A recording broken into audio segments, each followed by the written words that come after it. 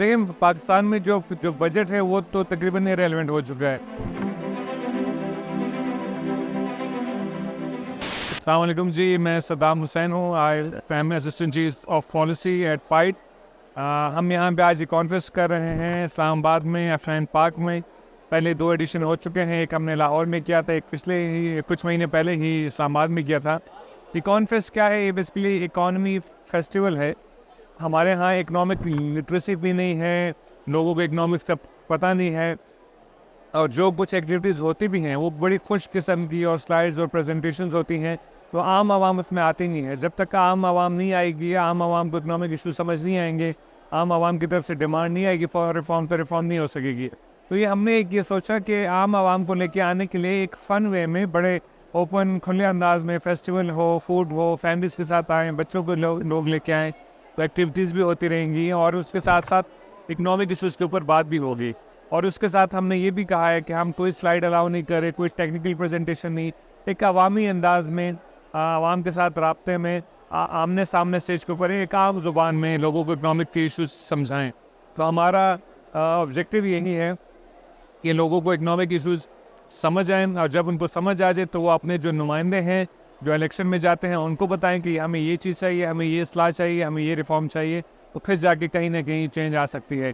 तो ये एक चेंज की तरफ it's a first step. Economic literacy हमारे यहाँ बहुत कम है। इसकी वजूहत यही है कि जो शायद हमारे इकोनॉमिस्ट हैं वो अपनी एक मुश्किल ज़ुबान में चीज़ें समझाते हैं, जिससे आम आदमी लिंक नहीं हो पाता।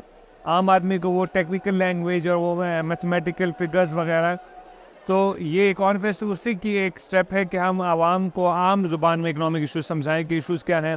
इसमें आपको दिखने में मिलेगा कोई हम फिगर नहीं यूज़ कर रहे हैं सच, कोई हम स्लाइड्स नहीं दिखा रहे, कोई टेक्निकल ग्राफ्स नहीं दिखा रहे, आम ज़ुबान में इकनॉमिक इशूज़ समझा रहे हैं। तो ये उसकी तरफ भी एक स्टेप है कि इकनॉमिक जो लिटरेसी आवाम में वो समझ आए। और फिर ये चीज़ें हमारी इंटरनेट के ऊपर, हमारा यूट्यूब के ऊपर है चैनल, तो इसकी रीच और भी ज़्यादा होती है।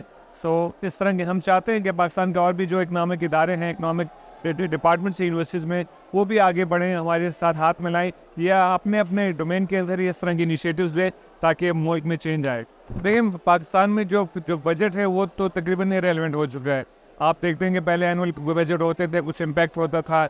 अब तो ना प्राइस कंट्रोल होते हैं, ना कुछ और चीज़ें कंट्रोल होती हैं। आपका बजट आता है 3 महीने बाद, आपके एक मिनी बजट आता है, फिर आपके SROs आते हैं।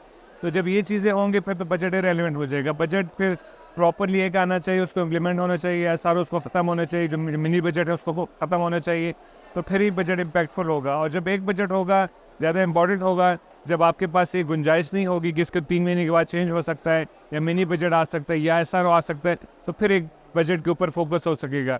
और बजट का वैसे भी हमारे यहाँ फ्लॉ है कि बजट पेश होता है, 3 दिन की ब्रेक होती है, उसके बाद 2 वीक्स से हमें उसके ऊपर डिबेट होती है, और 2 वीक्स में पूरा बजट आपका अप्रूव हो जाता है। दुनिया में ऐसा नहीं होता है। 8 महीने, 9 महीने, एक साल तक बजट के ऊपर डिबेट होती है, एक चीज़ के ऊपर डिबेट होती है, तो तब एफिशिएंट रिसोर्स एलोकेशन होती है। यहाँ पे तो एक इकोनॉमिस्ट को भी 2 वीक में वो इतना जो डॉक्यूमेंट होता है उसको रीड करना, फिर समझना, फिर फीडबैक देना मुश्किल काम है। तो आम ज़ुबान जो हमारे MNAs हैं वो सब इकोनॉमिस्ट नहीं हैं, तो बजट का process he it's flawed. Pakistan की इकॉनमी को उठाने के लिए अगर हमने आगे जाना है, इस मुल्क को, जो हमारे हालात हैं, सबसे पहले इंडस्ट्रियलाइजेशन, जो प्रोडक्टिविटी है, रियल टाइम हम कुछ बनाएं, एक्सपोर्ट करें, उससे हमारे पास फॉरेन एक्सचेंज रिजर्व आएगा। इंडस्ट्रियलाइजेशन के लिए अनसर्टेनिटी ख़त्म होना हो, उसको ख़त्म करना इज़ वेरी इंपॉर्टेंट।